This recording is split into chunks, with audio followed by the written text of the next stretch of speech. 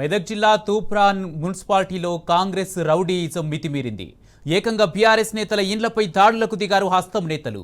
తూప్రాన్లోని 6వ వార్డులో బీఆర్ఎస్ అభ్యర్థి కొకొండ సమత కాశిరెడ్డి ఘన విజయం సాధించారు. ఆమె విజయాన్ని జీర్ణించుకోలేక కాంగ్రెస్ మూకలు రెచ్చిపోయారు. సమత కాశిరెడ్డి ఇంటిపై దాడి చేసి తమ వక్రబుద్ధిని చాటుకున్నారు. సమాచారం అందుకున్న పోలీసులు హస్తం రౌడీలను అక్కడి నుంచి పంపించేశారు. బీఆర్ఎస్ కౌన్సిలర్ ఇంటిపై దాడికి దిగిన కాంగ్రెస్ ముక్కలను అరెస్ట్ చేయాలని గులాబీ నేతలు డిమాండ్ చేశారు.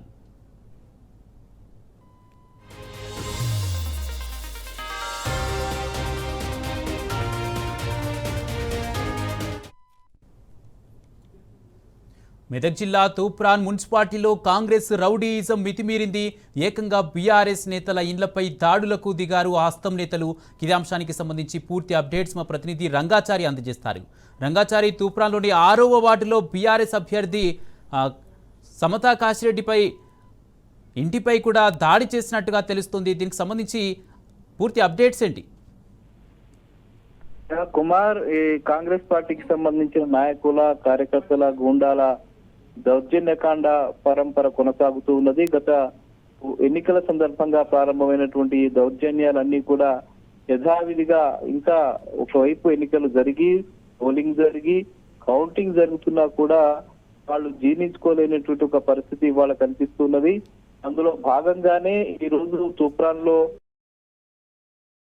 అభ్యర్థి, ఈ రోజు గెలుపొందినటువంటి అభ్యర్థి మీద కాంగ్రెస్ పార్టీకి సంబంధించిన నాయకులు, కార్యకర్తలు పెద్ద ఎత్తున వెళ్లి దాడికి ఉపక్రమించినటువంటి పరిస్థితి ఈ రోజు తూప్రాన్ పట్టణంలో స్థానిక ప్రజల్ని కూడా చాలా కలవరానికి గురి చేసినటువంటి పరిస్థితి అక్కడ కనిపించింది. ముఖ్యంగా ఈ రోజు మొన్న జరిగినటువంటి పోలింగ్ లో, ఈ రోజు జరిగినటువంటి కౌంటింగ్ లో అక్కడ బీఆర్ఎస్ పార్టీ విజయకేతనం ఎగురవేసింది. తూప్రాన్ మున్సిపాలిటీపై గులాబీ జెండా ఎగిరిన నేపథ్యంలో ఒక స్పష్టమైనటువంటి మెజారిటీ తోటి 9 స్థానాలు, ముఖ్యంగా 16 స్థానాల్లో 9 స్థానాల్ని బీఆర్ఎస్ పార్టీ కైవసం చేసుకుని అక్కడ గెలుపొందడం జరిగింది. అందులో భాగంగానే ఈ 6వ వార్డుకు సంబంధించిన అభ్యర్థి మమతా కాశిరెడ్డి కూడా కాంగ్రెస్ అభ్యర్థి మీద విజయం సాధించడం జరిగింది. అయితే ఈ రోజు సాయంత్రం అక్కడ సంబరాలు జరుపుకుని ఆయన ఇంటికి వెళ్తున్న నేపథ్యంలో, ఇంటికి వెళ్లి ఆయన మళ్ళీ బయటికి వెళ్ళడం కోసం ప్రయత్నం చేస్తున్న నేపథ్యంలో ఒక్కసారిగా అక్కడ వచ్చినటువంటి కాంగ్రెస్ పార్టీ నాయకులు ఆ ఇంటి మీద దాడి చేసి భయప్రాంతులకు గురి చేశారు. ఇంట్లోకి వెళ్లి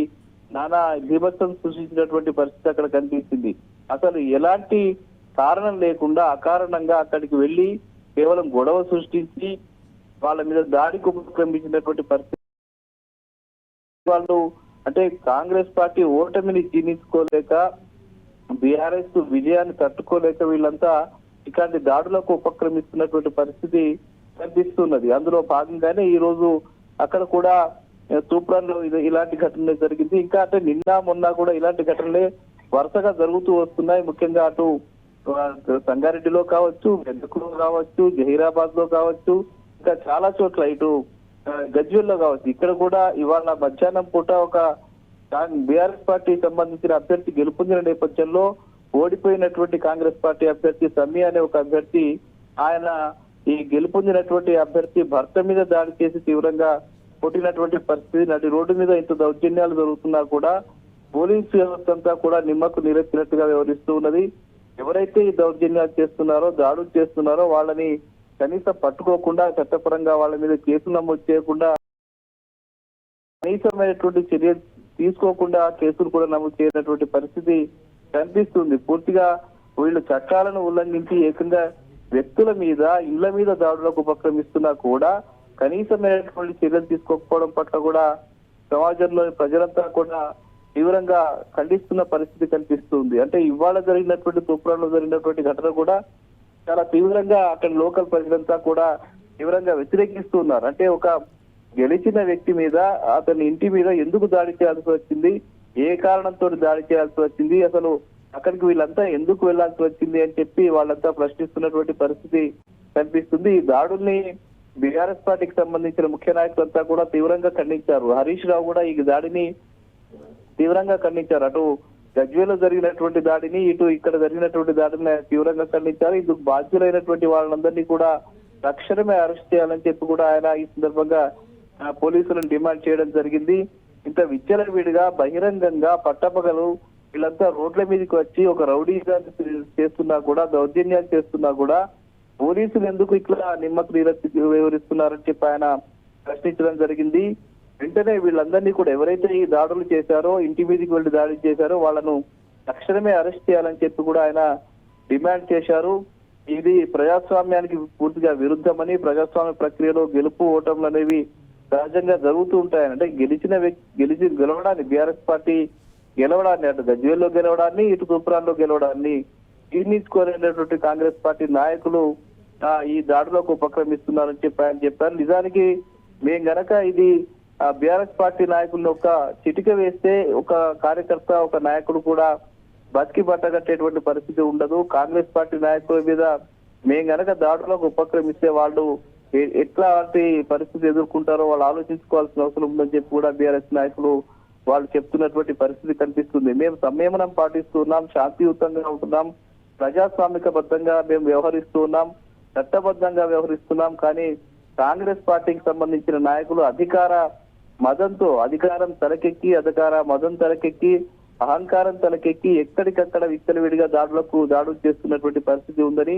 రాష్ట్రంలో శాంతి భద్రతలు అనేవి పూర్తిగా క్షీణించిపోయినటువంటి పరిస్థితి ఉందని చెప్పి కూడా ఇటు బీఆర్ఎస్ పార్టీ నాయకులు చెప్తున్న పరిస్థితి ఉంది. అంటే అది అధికారంలో ఉన్న వాళ్ళు ఇట్లా దాడులు చేయాలి అనే ఒక సంస్కృతిని కాంగ్రెస్ పార్టీ మళ్ళీ పెంచి పోషిస్తున్నటువంటి పరిస్థితి తెలంగాణలో కనిపిస్తున్నదని, తెలంగాణ సంస్కృతి పూర్తిగా విచ్ఛిన్నమైపోయేటటువంటి పరిస్థితి కూడా ఉంది. అంటే రాజకీయాలు ఒక రకంగా ఉంటాయి, కానీ ఇట్లా దాడులకు ఉపక్రమించే వాతావరణం ఎప్పుడు చూడలేదని చెప్తున్నారు. రాజకీయాలు వచ్చినప్పుడు, ఎన్నికలు వచ్చినప్పుడు ఎవరి పార్టీకి వాళ్ళు ప్రచారం చేసుకోవడము, గెలిచిన తర్వాత వాళ్ళు మళ్ళీ స్నేహపూర్వకంగా ఉండేటువంటి ఒక వాతావరణం ఇన్నాళ్ళు తెలంగాణలో ఉంది. కానీ ఇప్పుడు ఇట్లాంటి దాడుల వల్ల, ఇట్లాంటి చర్యల వల్ల కక్షపూరితమైనటువంటి వాతావరణం పెరిగేటువంటి అవకాశం ఉందని, మనుషుల మధ్య ఇట్లాంటి కక్ష పెరిగేటువంటి అవకాశం ఉందని చెప్పి కూడా అయితే రంగాచారి మొత్తంగా దాడి చేసిన వారిని అరెస్ట్ చేస్తారా పోలీసులు? దీనికి సంబంధించి పోలీసులు ఏం చెప్తున్నారు?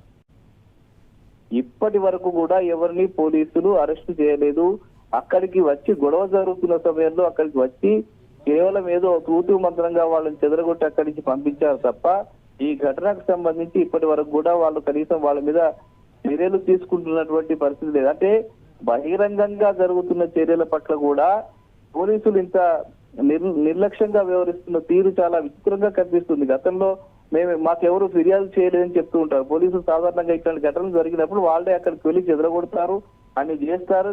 ఎందుకు మీరు ఏమైనా కేసు నమోదు చేశారా అని చెప్పి ఎవరైనా ప్రశ్నిస్తే, మీడియా కానీ ప్రశ్నిస్తే వాళ్ళు ఏం చెప్తారంటే మాకెవరు ఫిర్యాదు చేయలేదు కదండి అని చెప్పి వాళ్ళు చెప్తున్న పరిస్థితి కనిపిస్తుంది. దీనికి ఫిర్యాదు చేయాల్సిన అవసరం కూడా లేదు. ఇది బహిరంగంగా జరుగుతున్నటువంటి, బహిరంగంగా వాళ్ళు పట్టపగలు ఇట్లా వెళ్లి దాడులు చేస్తున్నటువంటి పరిస్థితి, ఇళ్లకు వెళ్లి దాడులు చేస్తున్న పరిస్థితి ఉన్నా కూడా పోలీసులు తమకు ఫిర్యాదు రాలేదనో, ఇంకేదో వాళ్ళు ఎవరు చెప్పలేదనో ఈ పద్ధతిలో చెప్తూ వాళ్ళు దాట వేసేటువంటి పరిస్థితి కనిపిస్తుంది. వాళ్ళు కూడా నిజానికి పోలీసులు స్వతంత్రంగా వ్యవహరించలేని పరిస్థితి కూడా ఇవాళ మొత్తంగా ఇటు ఉమ్మడి మెదక్ జిల్లాలో కావచ్చు, తెలంగాణ ప్రాంతంలో కావచ్చు, పోలీసులను స్వతంత్రంగా వాళ్ళ పని వాళ్ళు చేసుకునే పరిస్థితి కూడా కాంగ్రెస్ పార్టీ లేకుండా చేసింది. ఎక్కడికక్కడ పోలీసుల్ని కూడా డైరెక్ట్ గా బెదిరిస్తూ బండబూతులు తిరుగుతున్నటువంటి పరిస్థితిని మనం చూసాం.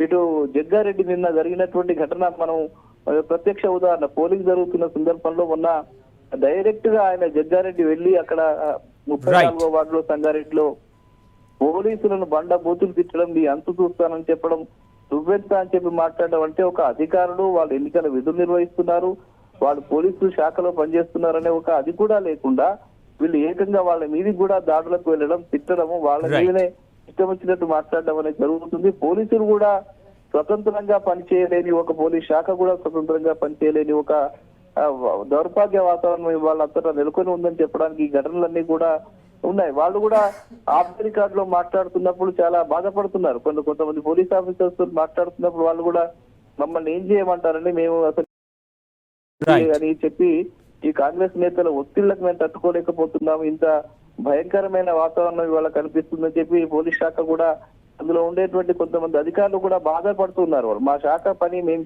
చేసుకోలేని పరిస్థితి, కాంగ్రెస్ పార్టీ నాయకులు కానీ వాళ్ళు ఎవరు చేస్తున్నా కూడా మేమేమి చేయలేని నిస్సహాయ స్థితిలో మీకు వెళ్ళిపోతున్నది మా శాఖ అని చెప్పి వాళ్ళు కూడా బాధపడుతున్న పరిస్థితి. ఒక చిన్న కార్యకర్తను కూడా వాళ్ళు అరెస్ట్ చేయలేని పరిస్థితి.